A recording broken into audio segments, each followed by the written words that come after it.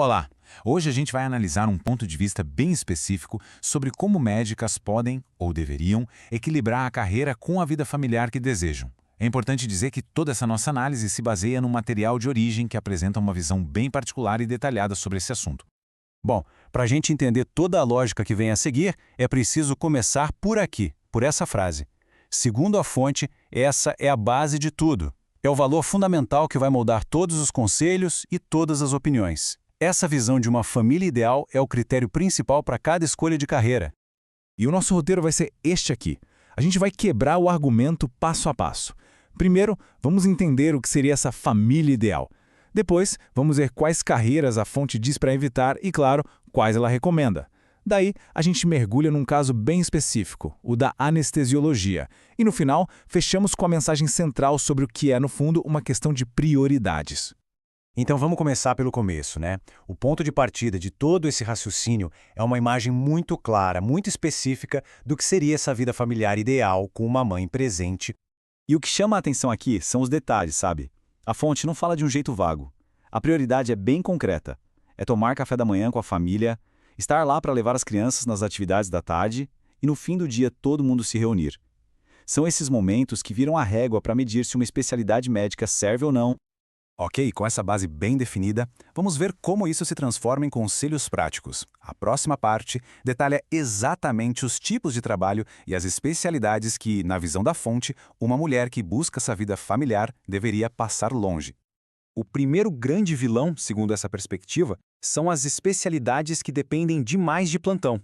O argumento é que a rotina de um plantonista bate de frente, de forma direta com aquele ideal de família que a gente acabou de ver. E aqui a gente vê o custo disso em detalhes. O argumento é que o horário do plantão, que muitas vezes começa antes das 7 da manhã e termina depois das 7 da noite, simplesmente apaga esses momentos-chave do dia em família. A fonte também levanta a questão do cansaço extremo e até de problemas no relacionamento, como o ciúme que pode aparecer por causa dos plantões noturnos. Mas não é só o plantão tradicional, não. A fonte destaca um perigo a mais no regime de sobreaviso, aquele em que a médica precisa ir para o hospital quando é chamada. Isso traria um conjunto bem específico de riscos para as mulheres.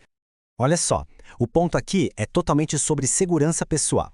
O argumento é que o sobreaviso pode forçar uma mulher a dirigir sozinha em horários perigosos, tipo 11 da noite, 2 da manhã, e isso a deixaria vulnerável de um jeito que, na visão da fonte, poderia ser evitado com outra escolha de carreira.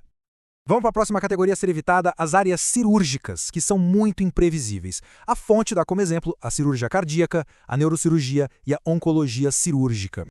A palavra que define tudo aqui é imprevisibilidade. O argumento é que, nessas áreas, uma cirurgia que deveria durar 3 horas vira uma de 6, num piscar de olhos. Aí já se foi o almoço, já vai chegar tarde em casa, a necessidade de voltar para o hospital numa emergência no fim de semana ou feriado também é vista como um obstáculo enorme para aquela vida familiar mais planejada.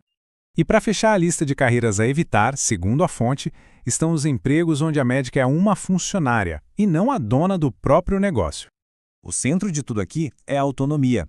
A fonte defende que ter um chefe, um horário fixo, tira a flexibilidade que seria necessária para, por exemplo, ir na apresentação de balé da filha ou tirar férias em julho junto com as crianças. A liberdade de ser dona do próprio nariz é colocada como algo essencial. Ok, já vimos a lista do que não fazer. Agora, vamos para o outro lado da moeda, a parte construtiva do argumento. Quais são as especialidades que a fonte recomenda como o caminho ideal para ter aquele equilíbrio tão desejado? E essa tabela, nossa, ela deixa tudo muito claro. De um lado você tem uma carreira super complexa e com pouca previsibilidade, como a neurocirurgia. Do outro, uma especialidade eletiva com potencial enorme para ter um consultório particular, como a dermato. O impacto na vida familiar, segundo a fonte, é gritante. E aqui estão as recomendações, preto no branco. Reparem que todas têm algo em comum.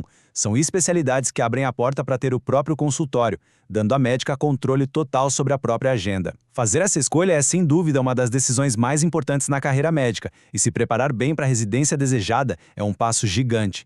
Pensando nisso, se você é estudante e quer se preparar de verdade, entra agora em medcube.com.br, baixe o app e aproveita o maior banco de questões do Brasil, com provas anteriores de todas as instituições, questões comentadas, resumos práticos, aulas completas e flashcards prontos para revisar onde quiser. Agora, a gente vai se aprofundar num exemplo que a fonte usa para realmente martelar esse ponto, o caso da anestesiologia. É uma área apresentada como sendo especialmente desafiadora para mulheres, por motivos bem específicos. A fonte joga essa pergunta no ar para falar de uma realidade de mercado que, na visão dela, existe e ponto final. E a resposta que ela dá não tem nada a ver com competência técnica, mas sim com uma questão que seria puramente logística. E aqui está o X da questão, de acordo com o autor. O problema, na visão dele, se resume a uma palavra: gestação.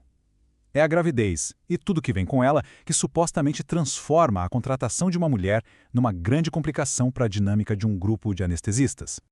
E este slide detalha o efeito dominó, conforme descrito pela fonte. A partir do momento que a gravidez é confirmada, a médica já teria uma série de restrições.